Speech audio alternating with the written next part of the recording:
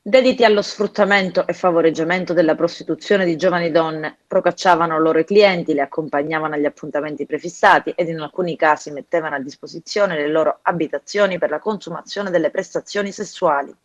pretendendo percentuali variabili dai proventi dell'attività di prostituzione, in alcuni casi pari al 50%. Così agli arresti domiciliari accusati di sfruttamento e favoreggiamento della prostituzione sono finiti Ionela Bichinet, 30 anni, rumena residente a Caporizzuto, Vincenzo Mangiacavallo, di 62 anni, originario di Palma di Montechiaro, e Negrita Pardain, 46 anni, detto Mario il Rumeno, residente a Canicattì. Sarebbe lui il vero capo e lo stratega della banda che avrebbe messo su il giro di prostituzione tra Licata, Palma e Canicattì, organizzando incontri di sesso a pagamento, utilizzando giovani donne provenienti per la maggior parte dei casi dall'Est Europa, in particolare dalla Romania.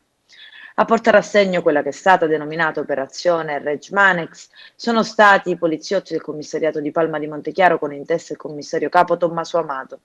L'attività investigativa che si è sviluppata negli anni 2016-2017 è stata naturalmente coordinata dalla Procura di Agrigento. Accertati una decina di episodi, indagate anche altre persone che avrebbero avuto un ruolo decisivo nel procacciare le ragazze e convincerle a prestare attività sessuali con la proposta di facili guadagni.